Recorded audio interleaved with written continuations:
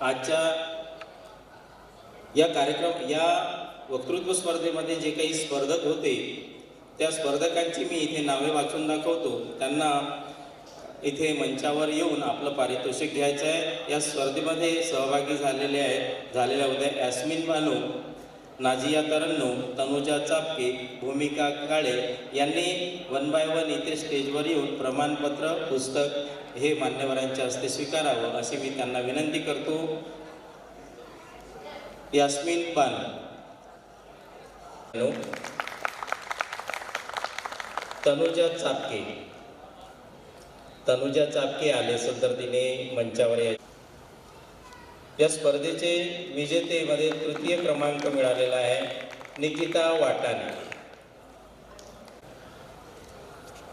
या स्पर्धेमध्ये तृतीय क्रमांक प्राप्त आहे निकिता वाटाणे मॅडम। यांना प्रमाणपत्र पुस्तक आणि 1000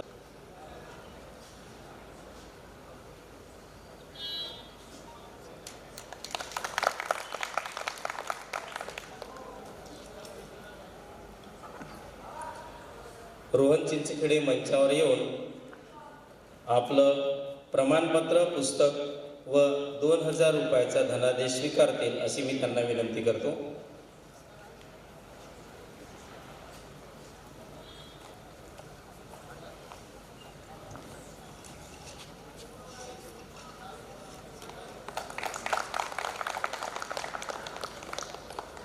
या स्पर्धेमध्ये प्रथम क्रमांक मिळालेला आहे प्राध्यापक अंकुश मानकर।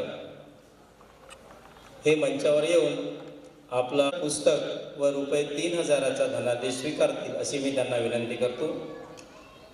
सर्व स्पर्धकांसाठी इथे उपस्थित श्रोतांनी एकदा जोरदार टाळ्या वाजवाव्या अशी मी त्यांना विनंती करतो।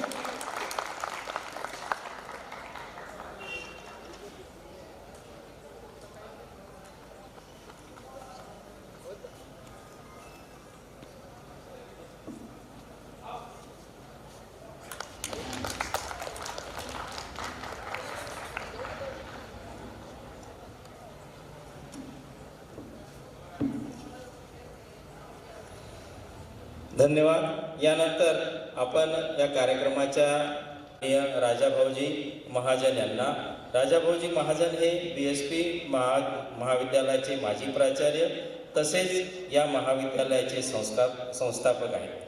आज रोजी अखिल भारतीय शिक्षण हक्क सभेचे उपाध्यक्ष, अखिल भारतीय साने गुरुजी कथामालेचे अध्यक्ष, अनेक सामाजिक संघटनांचे मार्गदर्शक आणि आम्हा सर्वांचे ते मार्गदर्शक आहेत। मी आमंत्रित करतो अध्यक्षीय भाषणासाठी आदरणीय राजाभाऊजी महाजन सरांना। क्रांतीसूर्य ज्योतिराव फुले, प्रज्ञासूर्य डॉक्टर बाबासाहेब आंबेडकर यांच्या प्रतिमेला अभिवादन करतो। त्याचबरोबर या देशामध्ये परिवर्तनवादी, पुरोगामी, विज्ञानवादी विचारसरणी ज्यांनी प्रस्तुत केली ते सगळं महामानव त्यांना मी अभिवादन करतो। मित्रांनो, 10 वाजलेले आहेत। 7ची मीटिंग 8ला सुरू झाली। कोणतीही सभा साधारणतः 1.5 तासाच्या वर चालू नये असा संकेत आहे आणि आपल्याकडे अध्यक्षांनी जास्त बोलू नये हाही शिरस्ता आहे। अध्यक्षांनी हे सांगायचं असतं किंवा उद्घाटकांनी छान भाषण केलं, मुख्य वक्त्यांनी चांगले भाषण केलं, समोरचे प्रेक्षक मन लावून ऐकत होते, सभा चांगली झाली आणि सभा उत्तम झाली हे सांगणं हे वक्त्याचं काम, अध्यक्षांचं काम आहे। आणि उत्तम सभा झाली हे मी जाहीर करतो। खरं म्हणजे आता ऐकणारे फार थोडे राहिले आहेत, पण कोणाकरता बोलावं हाही प्रश्नच आहे।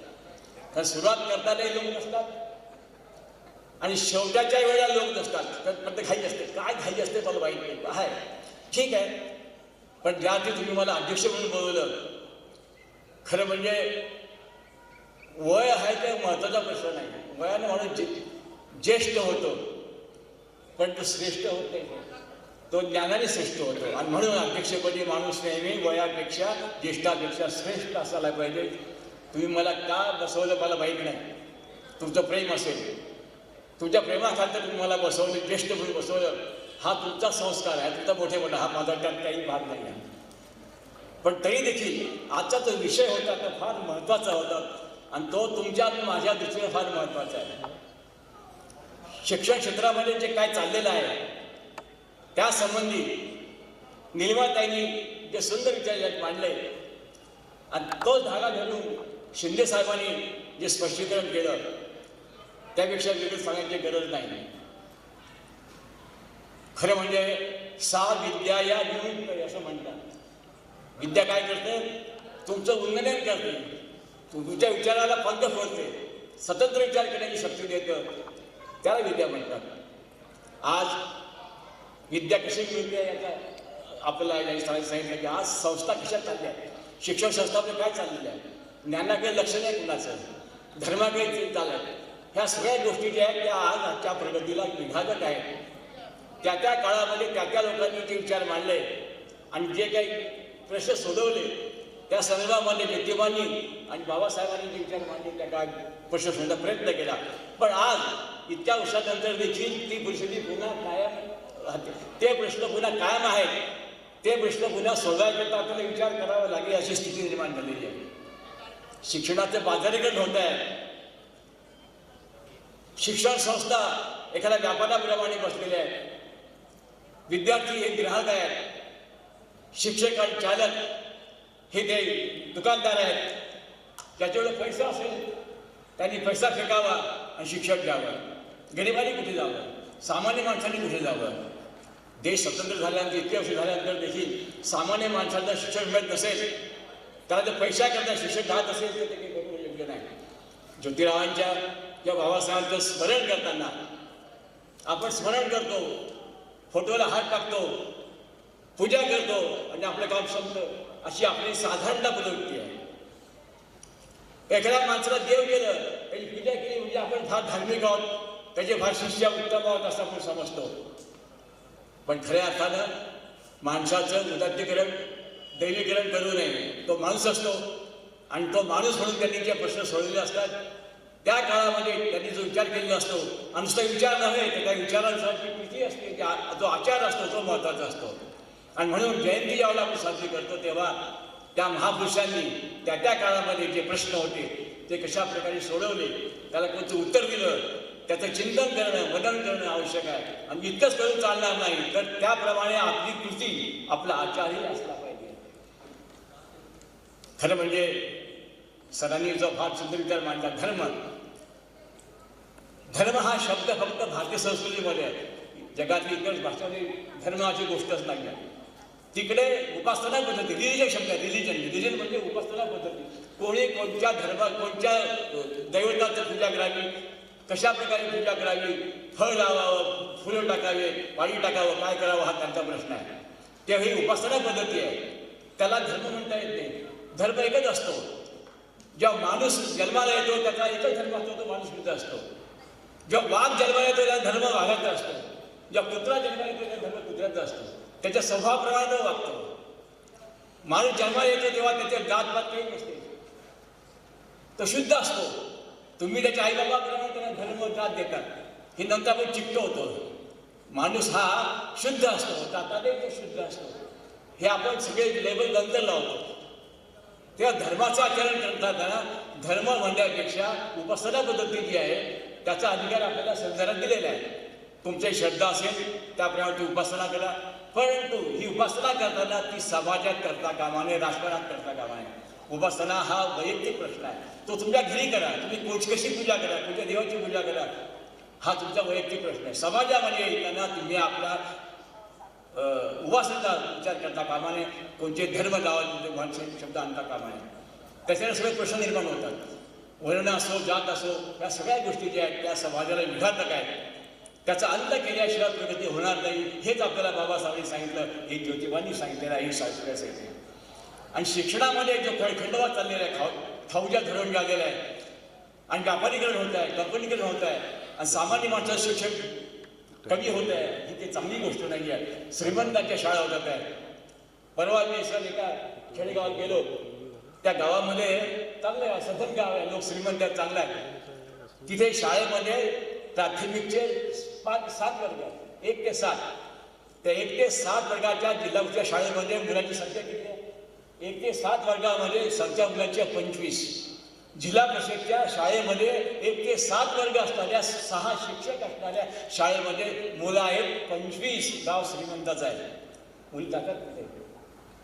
या गावाला इकडे जातात, तिकडे जातात, म्हणजे पैसा खर्च करतात डिग्रीच्या माध्यमातून, याच्या माध्यमातून अशा वेगळ्या आपण या सरकारी शाळेकडे दुर्लक्ष करतोय. आणि सरकारचं धोरण तेच आहे, सगळ्या या शाळा बंद करायच्या आणि खाजगी लोकांना ते द्यायच्या आणि त्यांनी त्याच्या धंदा करायचा, अशी स्थिती निर्माण झालेली. अशा स्थितीमध्ये आपल्याला विचार करावा लागेल की शिक्षण वाचवायचं आहे. आणि म्हणून सर मला नेहमी वाटतं की जो शिक्षक आहे ना तो व्यवसाय करतो, बरोबर आहे, पोटापाट धंदा आहे, त्याने व्यवसाय करावा, परंतु शिक्षकाचा हा व्यवसाय नसून तो त्याचा धर्म आहे, म्हणजे ते त्याचं कर्तव्य आहे. आणि त्यांनी शिक्षकाने जसं विनोबा म्हणतात की प्रत्येक शिक्षकाने आचार्य झालं पाहिजे. आचार्य झालं पाहिजे म्हणजे आचरण करणारा शिक्षक असतात, नुसतं भाषण देणारे नुसतं लेक्चर देणार असता कामा नये, लेक्चरर असता कामा नये. शिक्षकाने काय केलं पाहिजे, त्याच्या कृतीतून त्याच्या आचार्यातून मुलांसमोर एक वेगळा आदर्श निर्माण केला पाहिजे, मुलांनी त्याच्यातून संस्कार घेतला पाहिजे.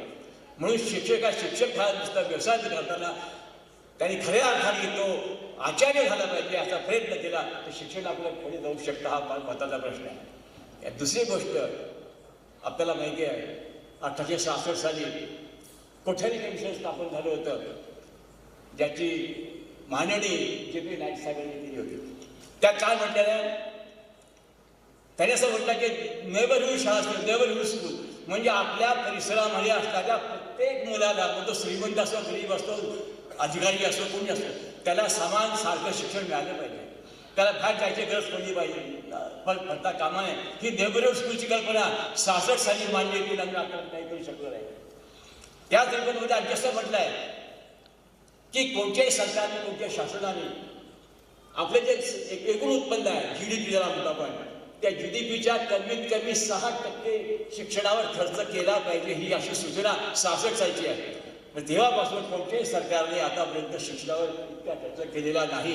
आजही शिक्षणावर खर्च 3% जास्त नाही. जगामध्ये असे अनेक देश आहेत की जे 10% करतात, 12% करतात. क्युबा सारखा जो राष्ट्र आहे क्युबा 18% खर्च करतो. फिनलंड आहे, स्वीडन आहे, या सगळे शिक्षण व्यापार काही मिळतात.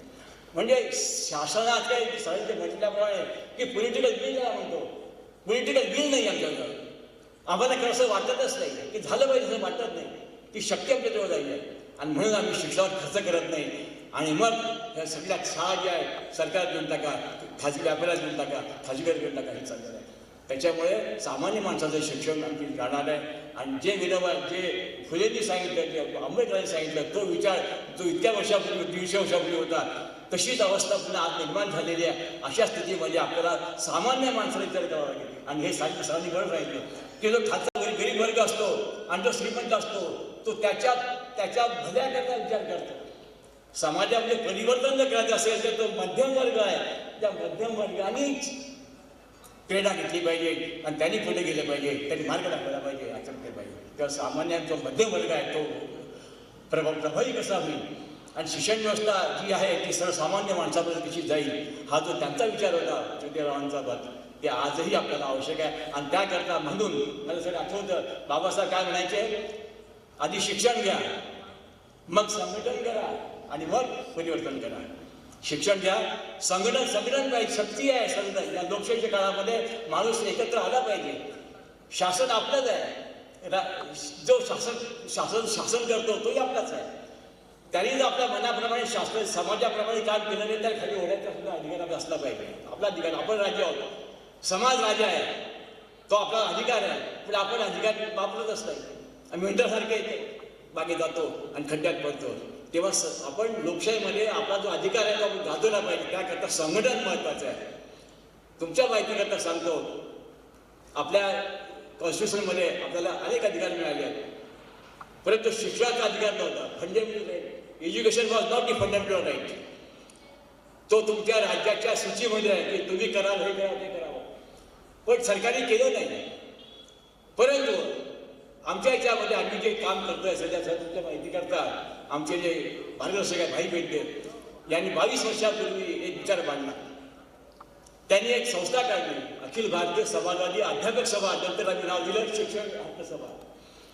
की समाजाला शिक्षण मिळालं पाहिजे तशा प्रकारची व्यवस्था सरकारने केली पाहिजे. सरकारचं कर्तव्य आहे. हे तुमचं आपलं व्यक्तिगत कर्तव्य नाही आहे. व्यक्तिगत किती करणार आहे.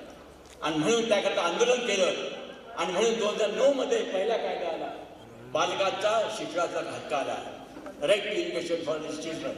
अर्थात सरकारची कायदेकर्म केली. बालक म्हणजे शून्य म्हणजे जन्मल्यापासून तर 18 वर्षापर्यंत हा बालक असतो. त्याचं शिक्षण सरकारने केलं पाहिजे हा सरकारचं प्रथम कर्तव्य आहे. पण सरकारने हा जो कायदा केला त्याच्यात अशी पळवाट काढली की फक्त 6 वर्षापासून 14 वर्षापर्यंत मोफत शिक्षणाचा हद्द तरी केला. त्यातही पळवाट काढली. ही पळवाटी आहे. त्याच्या विरुद्ध आपल्या सभेने आंदोलन केलं आणि त्यामुळे आता तो कायदा जो आहे तो बदलला, त्याचा फरक झालेला आहे. आता आमची मागणी अशी आहे की झिरोपासून म्हणजे शून्यापासून तर 18 वर्षापर्यंत म्हणजे 12वीपर्यंत शिक्षण सर्वांना मोफत सक्तीचं आणि गुणवत्तापूर्ण मिळालंच पाहिजे. हा आपला अधिकार आहे. परंतु तो अधिकार आपल्याला घ्यायचा असेल तर आपली संघटन मजबूत पाहिजे. शासनाच्या विरोधी आपण बोललं पाहिजे. शासनाला ते करायला लावलं पाहिजे. संघटन महत्त्वाचं आहे. आणि तीच गोष्ट आपल्याला बाबासाहेबांनी शिकवली होती.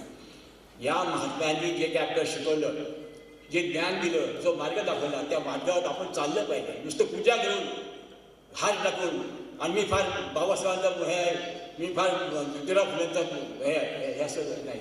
त्यांनी जे कार्य केलं ते कार्य आपण प्रत्यक्षात कसं करू शकू याचे प्रत्यक्ष आणलं पाहिजे. आणि तोच मंत्र आपण घेतला पाहिजे. त्या अर्थानं जेव्हा आपण हे करू तेव्हा खऱ्या अर्थानं जयंती साजरी केली असं होईल. अतिशय या अनेक वर्षापासून मी बघतोय की आमची जी मित्रमंडळी आहे, बाबासाहेबांचा विचार, ज्योतिराव फुलेंचा विचार सर्वसामान्य माणसापर्यंत गेला पाहिजे त्याचा ते अथक प्रयत्न करतात आणि त्याला खूप चांगली संधी मिळते. त्याला खूप लोक चालना देतात, मदत करतात. हा जो प्रवाह आहे, हा जो प्रबोधनाचा प्रवाह आहे, हा असा चालू राहायला पाहिजे. आणि म्हणून या संस्थेला, या सर्व कार्यकर्त्यांचं मी अभिनंदन करतो, कौतुक करतो. त्यांना धन्यवाद द्यायला देतो. आणि मला आपण या ठिकाणी बोलवलं त्यामुळे सर्वांचे आभार मानून थांबतो. जय हिंद, जय भारत. या वयातही आमचे मार्गदर्शक समाजवादी नेते माननीय राजाभाऊजी महाजन सर यांची आपल्या शिक्षणाविषयीची ती तळमळ आहे ती दिसून येते. मी आपल्या सर्वांना पुन्हा एकदा अवगत करू इच्छितो की आभार प्रदर्शनानंतर इथे आयोजन समिती आणि इच्छुक व्यक्तींचा अत्यंत महत्त्वाचा आपला एक कार्यक्रम राहणार आहे, तो म्हणजे फोटो सेशनचा. तेव्हा सर्वांनी मंचावर यायचं आहे. मी आभार प्रदर्शनासाठी सर्व उपस्थितांचे पुन्हा एकदा मनस्वी अभिनंदन यासाठी करतो की IPLच्या मॅचेस सुरू असताना सुद्धा आपण सर्वांनी इथे उपस्थिती टिकवून ठेवली आणि आपण इथे आमच्यासोबत राहिलात त्याबद्दल तुमचे पुन्हा एकदा मनस्वी अभिनंदन. अजयजी सोनार. आभार प्रदर्शन करतो. धन्यवाद. क्रांतीसूर्य महात्मा ज्योतिराव फुले व भारतरत्न डॉक्टर बाबासाहेब आंबेडकर यांच्या संयुक्त समारोहाच्या यशस्वी सांगतेकडे आपण आलो आहोत. यशस्वी सांगतेकरता कार्यक्रमाचे अध्यक्ष, त्याच तऱ्हेने उद्घाटक, प्रमुख वक्ते या सर्वांचं आभार व्यक्त करणं हा एक महत्त्वाचा सोपस्कार ठरतो. आणि हा सोपस्कार पूर्ण करण्यासाठी मी या ठिकाणी उपस्थित आहोत. तेव्हा सर्वप्रथम आजच्या कार्यक्रमाचे अध्यक्ष, वास्तविक पाहता नियोजित अध्यक्ष वेगळे होते परंतु वेळेवरच अध्यक्ष बदललेत. नियोजित अध्यक्ष आपले अचलपूर शहरचे उपविभागीय अधिकारी श्री बळवंत रखराव सर होते, परंतु त्यांच्या व्यस्त दैनंदिनीमुळे कदाचित ते या ठिकाणी उपस्थित नाही राहू शकले. पण वेळेवर का होईना आपल्याला माननीय श्री राजाभाऊजी महाजन सर या ठिकाणी लाभले. त्यांनी या ठिकाणी येऊन अध्यक्षस्थान स्वीकारलं. त्याबद्दल मी त्यांचे खूप खूप आभारी आहे. आज सरांनी 90 पार केलेली आहे. असे असताना सुद्धा या ठिकाणी ते येतात आणि खंबीरपणे आपले मत व्यक्त करतात. आम्ही त्यांचे खरोखरच ऋणी आहोत. त्याचप्रमाणे कार्यक्रमाचे उद्घाटक म्हणून माननीय डॉक्टर सौ निर्माताई मुळे मॅडम, शहर अध्यक्षा क्रांतिज्योती ब्रिगेड अचलपूर या ठिकाणी उपस्थित राहिल्या, त्याबद्दल त्यांचे आभार व्यक्त करतो। मुळे मॅडम ह्या आमच्या कार्यक्रमाचे उद्घाटक म्हणून उपस्थित होत्याच, शिवाय या कार्यक्रमाचे नियोजन होत असताना आम्हाला त्यांच्या मुलाचे मार्गदर्शन सहकार्य होत राहते आणि भविष्यात ते होत राहो ही अपेक्षा व्यक्त करतो आणि पुनश्च एकदा त्यांचे आभार व्यक्त करतो। तसेच आजच्या जाहीर व्याख्यानाच्या कार्यक्रमाचे प्रमुख आकर्षण ठरलेले आणि प्रमुख वक्ते म्हणून उपस्थित राहिलेले माननीय Shri doctor प्रदीपजी Shinde sir, Jawaharlal Nehru university Delhi हे या ठिकाणी उपस्थित झाले। सर या ठिकाणी दिल्लीहून आलेले आहेत, प्रवास मोठा होता तरीसुद्धा ते या ठिकाणी उपस्थित झाले आणि या ठिकाणी येऊन त्यांनी आपणा सर्वांना जे त्यांचे जे प्रबोधनात्मक विचार होते ते मांडण्याचा या ठिकाणी प्रयत्न केला। आपले विचार मांडताना त्यांनी आजची शिक्षण व्यवस्था ही तळागाळातील लोकांना कशी दूर ठेवते आहे हे त्यांनी या ठिकाणी मांडण्याचा प्रयत्न केला। त्याचप्रमाणे आजची शिक्षण व्यवस्था ही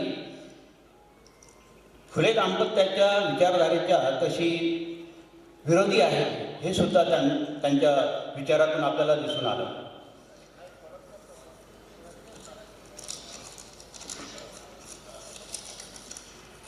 तेव्हा माननीय श्री शिंदे सर यांनी या ठिकाणी आपल्या या कार्यक्रमाचं निमंत्रण स्वीकारलं आणि उपस्थिती दर्शवली आणि आपले विचार व्यक्त करून आमचे प्रबोधन करण्याचा या ठिकाणी जो प्रयत्न केला आणि या कार्यक्रमाची उंची वाढवली, त्याबद्दल मी त्यांचे पुन्हा एकदा आयोजन समितीच्या वतीने मी आभार व्यक्त करतो। त्याचप्रमाणे आजच्या कार्यक्रमाचे सूत्रसंचालन माननीय श्री अंजनकर सर यांनी करून संपूर्ण कार्यक्रमाची रूपरेखा आपल्यासमोर सादर केली, त्याबद्दल मी त्यांचे आयोजन समितीच्या वतीने आभार व्यक्त करतो। तसेच आजच्या कार्यक्रमाचे प्रमुख आयोजक आमचे मार्गदर्शक आदरणीय प्राध्यापक श्री लक्ष्मीधर मुळे सर, प्राध्यापक व विभाग प्रमुख कॉम्प्युटर सायन्स जगदंब महाविद्यालय अचलपूर, ज्यांचं मार्गदर्शन आम्हाला वेळोवेळी होत असतं। संपूर्ण कार्यक्रमाची आखणी त्यांच्याच मार्गदर्शनाखाली राहते। त्यांच्या ठिकाणी मी आमच्या संपूर्ण आयोजन समितीच्या वतीने त्यांचे विशेष आभार व्यक्त करतो। तसेच काल दिनांक 11 एप्रिल रोजी महात्मा फुले जयंती दिनी वक्तृत्व स्पर्धेचे आयोजन जयस्तंभ चौक येथील शिवतीर्थ या ठिकाणी करण्यात आलेले होते। या स्पर्धेचे परीक्षक म्हणून प्राध्यापक श्री कल्याणजी डोंगरे सर, डॉक्टर सौ संजीवनी ठाकरे मॅडम, तसेच प्राध्यापक गंधार कुलकर्णी सर यांनी परीक्षक म्हणून आपली भूमिका त्या ठिकाणी पार पाडली। त्यांनी आम्हाला जे सहकार्य केलं त्याबद्दल मी त्यांचे आयोजन समितीच्या वतीने आभार व्यक्त करतो। तसेच मान्य श्री खांडेकर सर, प्राचार्य BSc कॉलेज यांनी या कार्यक्रमाकरता आपल्या महाविद्यालयाची जागा उपलब्ध करून दिली, त्याकरता मी आयोजन समितीच्या वतीने त्यांचे विशेष आभार मानतो। त्याचप्रमाणे आयोजन समितीचे सर्व सभासद ज्यांनी या कार्यक्रमाच्या यशस्वीतेकरता आर्थिक सहकार्य केले त्यांचे खूप खूप आभार आणि भविष्यात आपल्या सहकार्याची अपेक्षा व्यक्त करतो। त्याचप्रमाणे जाहिरातदारांच्या माध्यमातून या संयुक्त जयंती समारोहात सहकार्य करणारे आमचे जाहिरातदार यांचेसुद्धा आयोजन समितीच्या वतीने आभार व्यक्त करतो। तसेच या कार्यक्रमाच्या यशस्वीतेकरता ज्यांनी तांत्रिक बाबींचे सहकार्य केले त्यांचेही विशेष आभार व्यक्त करतो। संपूर्ण हा कार्यक्रम पार पाडण्यासाठी गेल्या महिन्यापासून या एक महिन्यामध्ये त्यांनी अथक परिश्रम घेतले। अशा आमची कोर समिती, आमच्या कोर समितीचे संपूर्ण सभासद, ज्यामध्ये आदरणीय श्री मुळे सर, श्री सुशीलभाऊ गणोरकर, श्री नितीनभाऊ रसे सर, श्री नितीन गणोरकर सर, श्री अनंत फरकाडे सर, श्री गिरीजी नाके, श्री विकास वाट, श्री अंजनकर सर, श्री नंदुभाऊ वासनकर, डॉक्टर सौ निलिमा मुळे madam, Shri सुधीरजी Gulane sir, Shri Sureshbhau बंगाले sir, Shri Haribhau Bhatkule sir या सर्वांचं मी खूप खूप आभार व्यक्त करतो. मला असं वाटतं की या ठिकाणी आपण म्हणजे हा कार्यक्रम संपन्न झाला असं जाहीर करण्याआधी आपणा सर्वांसाठी एक सूचना द्यायची होती की हा कार्यक्रम होत असताना ज्याही बांधवांनी जवळपास 1000 रुपयाची पावती फाडून या कार्यक्रमासाठी योगदान दिलेलं आहे, एक सहकार्य केलेलं आहे, अशा बांधवांना या आयोजन समितीच्या वतीने एक 1000 रुपयाची महात्मा फुले समग्र वाङ्मयाची एक प्रत आपल्याला द्यायची होती आणि ती प्रत या ठिकाणी स्टॉलवर उपलब्धसुद्धा आहे. तर जेही बांधव या ठिकाणी उपलब्ध असतील त्यांना मी विनंती करतो की हा कार्यक्रम अध्यक्षांच्या वतीने संपन्न झाला असं जाहीर झाल्यानंतर त्यांनी आपल्या वाङ्मयाच्या प्रत त्या स्टॉलवर जाऊन आपल्या समोर ज्या कार्यक्रमस्थळी स्टॉल उपलब्ध आहे त्या स्थळी जाऊन आपली प्रत उपलब्ध करून घ्यावी.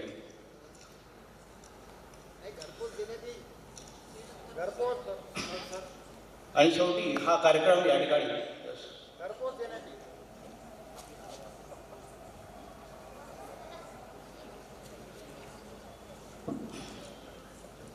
मी केलेल्या सूचना वाङ्मय प्रतीबद्दल मी या ठिकाणी बोललो. ती प्रत आज या ठिकाणी उपलब्ध न करून देता ती घरपोच दिल्या जाईल अशा प्रकारची आयोजन समितीकडून सूचना आहे, तेव्हा सर्वांना ती घरपोच दिल्या जाईल. आणि या ठिकाणी हा आजचा कार्यक्रम माननीय श्री राजाभाऊ महाजन सर यांच्या अध्यक्षतेखाली संपन्न होऊन या ठिकाणी हा संपूर्ण कार्यक्रम संपन्न झाला असे मी त्यांच्या वतीने जाहीर करतो आणि या ठिकाणी थांबतो. धन्यवाद. एक सेकंड.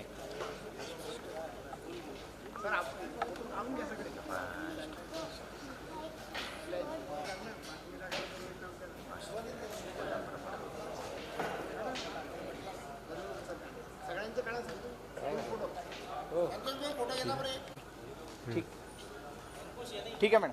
चला या. State mark. हां तसं स्टेटमेंट होतं.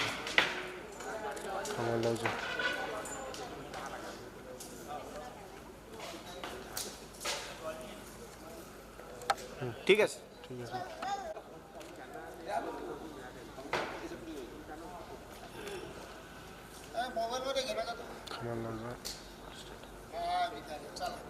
ठीक आहे. थँक्स.